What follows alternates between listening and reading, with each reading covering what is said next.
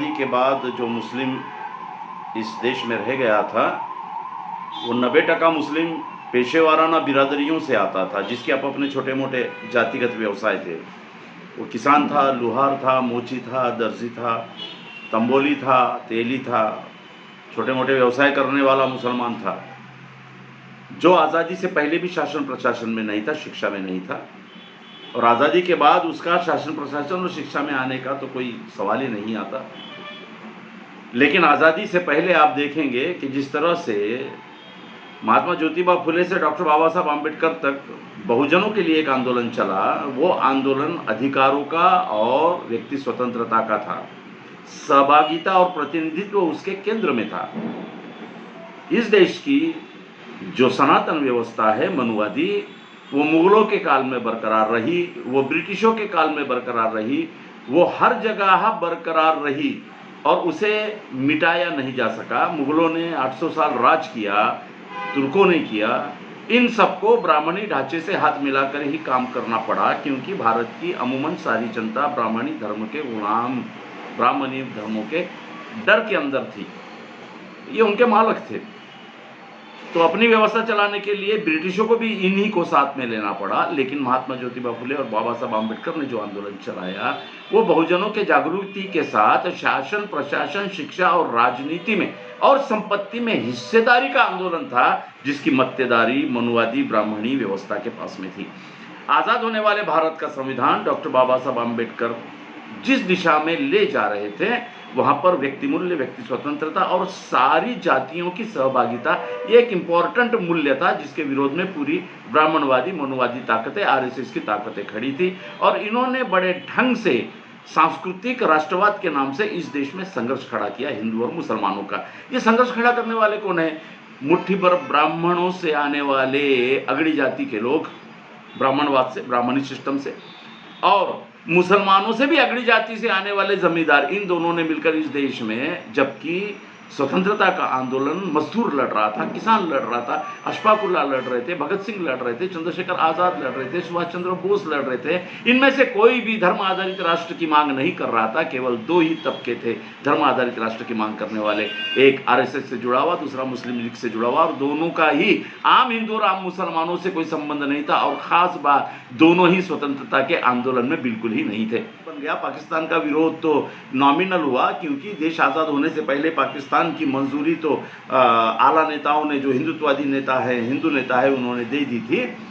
आज़ादी के बाद बाबा साहब आम्बेडकर ने जो हिस्सेदारी की मांग रखी थी, महात्मा फुले को गुरु बनाकर, छत्रपति शिवाजी महाराज को अपना आदर्श मानकर और संत तुकाराम जी को भी अपने गुरुस्थान पर स्थान देकर, उन्होंने एक बहुजनवादी महात्मा ज्योतिबा फुले की परंपरा को आने वाले भारत में स्थापित किया था। इसके विरोध में ब्राह्मणवाद के पास एक ही चारा था कि जिस वजह से हिंदू राष्ट्र हमारे गले में पड़ जाएगा, इसके लिए मुट्ठी भर इस्लामिक राष्ट्रवादियों को पाकिस्तान मांगने के लिए पूरा प्रोत्साहन और पूरा मटेरियल ब्राह्मणवाद ने दिया। उसके बदले ये हिंदू राष्ट्र बन जाएगा, ये उनकी कल्पना थी, लेकिन बाबा साहब आम्बेडकर जी ने ये होने नहीं दिया। लेकिन आज़ादी के बाद लगातार उनके झंडों से निकलने वाले कुंभी, माली, तेली, बहुजन समाज के लोग, 18 पगड़ जातियों के लोग, जो उनके अनपेड पुलिस है, जो उनके सैनिक है ब्राह्मणवाद के, ये उनके हाथ से छूटते हुए नजर आए। तो फिर यहाँ पे बचे हुए 80% 90% गरीब मुसलमान, जो जातिगत व्यवसाय में, जो शिक्षा में नहीं है, जो प्रशासन में नहीं है, जो राजनीति में भी नहीं है, आज़ादी के बाद उन्हें खलनायक बनाकर पेश करना शुरू किया।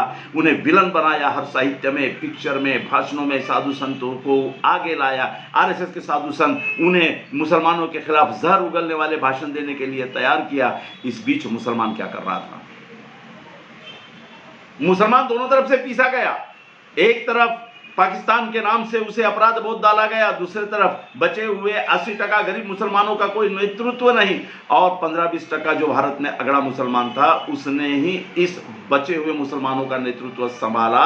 जिन मुसलमान नेताओं ने यह नेतृत्व संभाला, उनके पास में ब्राह्मणवाद के विरोध में कोई थ्योरी ही नहीं थी, मनुवाद के विरोध में कोई थ्योरी ही नहीं थी, व्यक्ति स्वतंत्रता की कोई थ्योरी नहीं थी, आरक्षण की कोई थ्योरी नहीं थी, महापुरुषों के आंदोलन का कोई इतिहास का उनको अभ्यास नहीं था। वे उर्दू से आते थे, और उर्दू का कल्चर एक अलग कल्चर था, जिसे आम मुसलमान कभी नहीं इस कल्चर में शामिल हुआ था। मैं ये जिम्मेदारी से कह रहा हूँ, क्योंकि उर्दू जब अपने सबसे ऊंचे मकाम पर थी, तब भी पूरे भारत में मुसलमानों में केवल 13% लोग ही उर्दू जानते थे। और जब देश आज़ाद हुआ तो बचे हुए मुसलमानों में केवल 3% मुसलमान ही उर्दू जानते थे। बाकी 90% मुसलमान ये स्थानिक भाषा जानते हैं, मराठी जानते हैं, कन्नड़ जानते हैं, तेलुगु जानते हैं, गुजराती जानते हैं। और इन मुसलमानों की इस जनभाषा से आम हिंदू समाज से बड़ा अच्छा सामाजिक और भाईचारे का संबंध रहा है, धार्मिक समतोल भी रहा है। लेकिन जिन मुसलमानों के हाथ में नेतृत्व गया वो इस समतोल से, इस सामाजिक व्यवहार से परिचित ही नहीं थे। उन्होंने मुसलमानों को एक तो मजहबी इदारों में रख दिया, या तो फिर इस तरह से नई नई थेरियां उनके सामने परोसी, जिन थेरियों से आम मुसलमान के जीवन की कोई भी समस्या नहीं जुड़ती। दूसरा, अगर मुसलमान हमारी बात नहीं मानेगा तो शरीयत धोखे में आ जाएगी, इस्लाम धोखे में आ जाएगी। इस तरह 80% मुसलमान जो हिंदू जाति जनजातियों की तरह शिक्षा, रोजगार, हिस्सेदारी, भागीदारी, आरक्षण पर इनके साथ में आकर लड़ना चाहिए था, उसे मोहल्लों में बंद करने का बड़ा काम मुसलमानों के मुट्ठी भर धार्मिक और राजनीतिक लोगों ने किया। दूसरी तरफ वो बाहर ही ना निकले, इसके लिए बाहर से आरएसएस के सारे परिवार ने हमला किया। मेरे मुसलमान भाइयों, तुम्हारी ये अवस्था है।